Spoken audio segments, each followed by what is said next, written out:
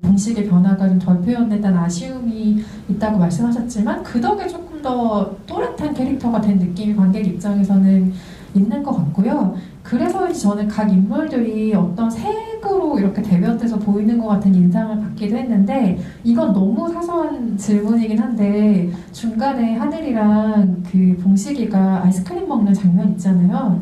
거기서 테이블이랑 의자 세팅이 다 보라색이잖아요. 그래서 이건 뭔가 색감을 일부러 맞추신 건가 이런 궁금증이 살짝 들기도 했어요. 아니 전혀 아니고요.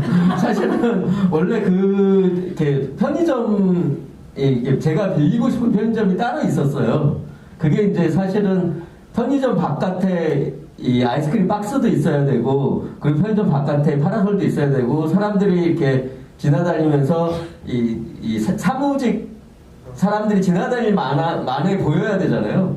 그런데 여러분들 이렇게 그 후보가 있었는데 다 이제 코로나 뭐 이런 영향도 있고, 그리고 이제 독립영화라는 한계도 있고, 그러니까 뭐 이렇게 돈을 많이 이제 그 장소 사용료를 많이 못 내는 이런 것도 있고 여러 가지로 있어서 원래 제가 이제 찍으려고 했던 곳에서 못 찍고 거기를 빌릴 수밖에 없었는데, 거기가 CU 편의점이어서 보라색밖에 없었어요.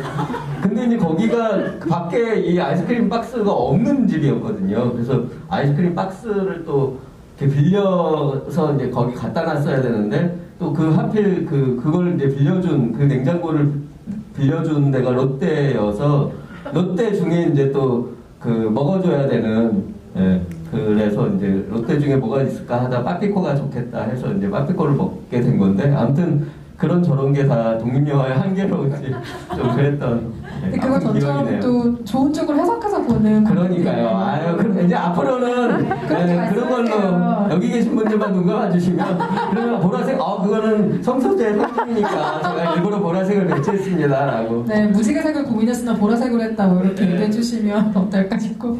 감독님, 일단 눈 감아주시는 걸로요. 네.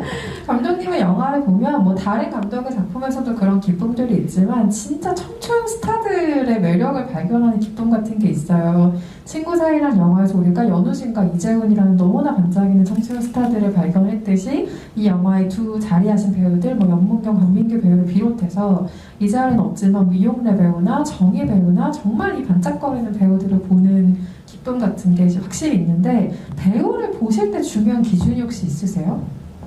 저는 예쁜 배우들을 찾으시는지. 네, 그냥 얼굴만 예쁘면 안 된다고 생각하고, 저는 좀 섹시한 면이 있어야 된다고 생각하거든요.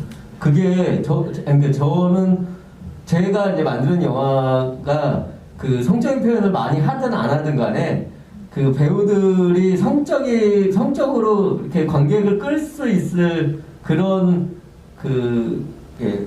매력, 예.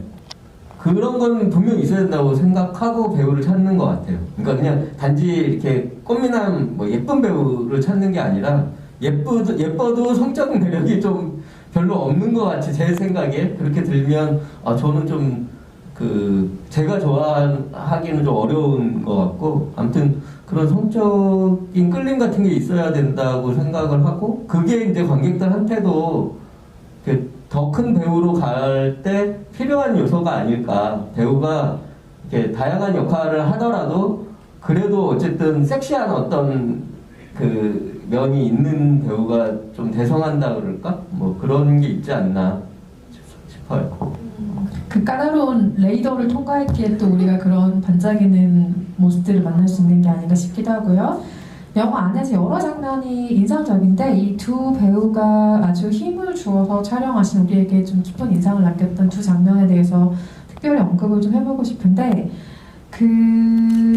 정민의 동생이죠. 정연이 그 자취방에서 같이 그 하늘과 라면을 먹다가 정민을 얘기하면서 갑자기 막 우는 장면이 있어요. 그때 이제 아리가 나오는 걸로 그 씬이 끝나는데, 이 씬이 굉장히 코믹한 것 같은 느낌인데 되게 슬픈 정서가 있고, 음악은 심지어 또 감성적이고 뭐 이런 되게 묘한 톤을 주는 장면이에요. 그래서 쓰시면서 연기하시면서 그 장면에 가졌던 인상들이 궁금해요. 저는 정확하게 웃픈 장면이라고 생각했고, 굉장히 원했던 톤으로 잘 나왔다고 생각했어요. 그러니까 우는 장면이 웃길 때가 있잖아요. 근데 근데 이제 저도 사실 맨 처음에 봤을 때 그 장면에서 울었어요. 그러니까 웃으면서 울었어요. 그러니까 제가 관객으로서 생각했던 적확한 리액션을 제가 한 거예요. 굉장히 이상한 오글거리는 감상이지만 되게 좋았었거든요. 그 장면을 영화로서 처음 봤을 때. 그러니까 사실 이게 되게 슬픈 상황이 맞고, 근데 쓸 때는 웃으라고 유도해서 쓴 게 맞아요. 그러니까 제가 보여달라고 해서 뭘 보여달라고 했는데요, 그건 말 못해요. 아니 말을 막 하지를 말든가 뭐 이런 것들을 하면서 그걸 유도해서 썼는데, 사람들이 웃으면서 울어주길 바랬던 건 여기서 어떤 너무 정말로 청승맞은 슬픔까지 빠져버리면 뭐랄까 오히려 덜 슬플 것 같았어요. 내가 이걸 하는 사람들이, 쓰는 사람이 여기서 막 슬퍼주세요라기보다 이 사실 살면서 일어나는 여러 순간들은 멀리서 보면 코미디, 멀리서 보면 웃긴데 나는 너무 진지했던 그런 순간들이 사실은 더 많잖아요. 그 순간 중에 하나를 표현하고 싶었고, 사실은 되게 아이러니하지만 서로 뭔가 알 것 같지만 모르는데 마음은 알 것 같은 묘한 상황을 감독님이 주신 소재에서 찾아낼 수 있었기 때문에 그렇게 눈물이 나지만 뭔가 웃기다는 마음을 함께 가지면서 이 사람들의 마음을 더 이해할 수 있을 것 같았어요, 보는 사람들이. 그래서 좀 웃어주시기도 분명히 바랬었어요.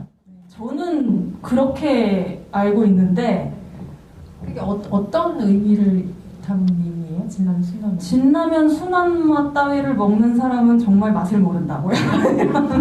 이게 이제 저처럼 진순이파는 화나는 부분이죠. 저도 찬장에 쌓여있는데 진라면 순한 맛. 아. 근데 진라면 이게 그런 면에서는 동지를 만나서 기쁜데요. 근데 진라면 순한 맛을 그런 식으로, 그러니까 다른 라면보다도 특히 진라면 순한 맛에 대해서 인터넷에 이렇게 떠도는 걸 보면 그런 식으로 폄훼하는 그거 되게 많더라고요. 인터넷에 마트에서 찍은 사진 같은 걸 막 올려요. 그러면은 진라면을 엄청 대폭 할인하고 있는데 다 털려 나갔는데 그 중에 순한 맛만 남아 있어요. 수가 너무 충격받았어요 지금. 진짜 그런 게 있어요? 순한 맛 하루 썼는 모욕적이네요. 네.